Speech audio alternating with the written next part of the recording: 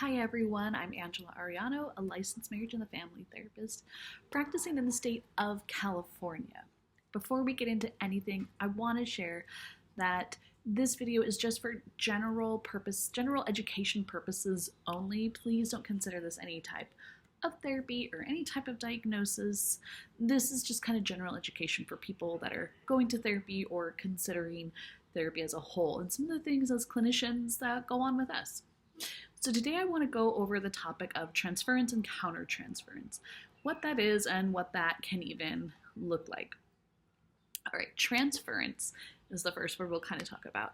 And this is when, as the client, you might unconsciously, typically, begin to project feelings or expectations or experiences from like past relationships with somebody onto the therapist. Basically like projection, sometimes we call it.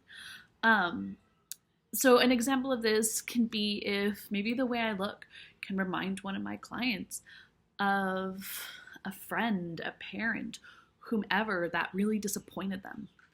And they begin to kind of expect me to just be that disappointment to them. That is the way that that can happen. And so then they'll show up in therapy just thinking, well, Angela's not going to help me very much because she's just like every other person that wears glasses. And I'm just expecting that. Typically, this is an unconscious thing that we are not aware of. This can also be kind of in a good light, though, too, of good countertransference. Oh my gosh, Angela, she reminds me of my best friend. I love going to see her. She's like my best friend. And this can be a little negative because your therapist isn't your best friend. This is a professional relationship that you have. And while we do very much care, we're unfortunately not friends. And so then that can even affect the dynamic of like, well, Angela didn't, tell me about her weekend. So I thought we were friends. That can kind of show up. So that's where what transference basically is whatever you might be feeling from the past might be put onto the therapist. But therapists, we're human and we also experience this. But for us, it's called countertransference.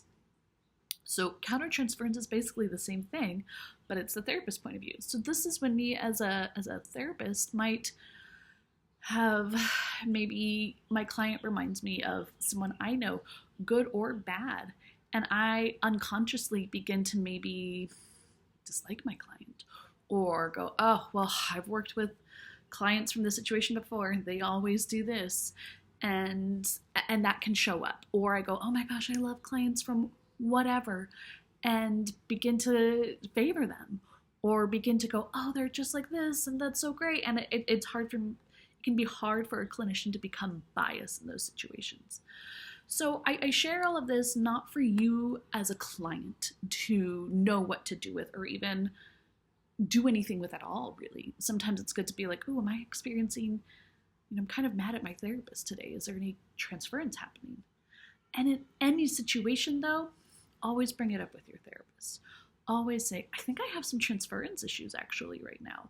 Or if it's not transference, if you're just like, I didn't like that my therapist did X, Y, Z, let us know. We're human. We're going to make mistakes. But let us know. And it can really improve the relationship or end it in a healthy way. A good therapist I giggle because I'm like, hopefully I've done this before. But a good therapist will hear that and respect that. So why is it important? Sometimes these are good things to be aware of and bring up to your therapist also, because maybe that's something you need to work on. Maybe you're not aware of this bias or this transference that's kind of going on and need to work. I didn't realize I had these issues.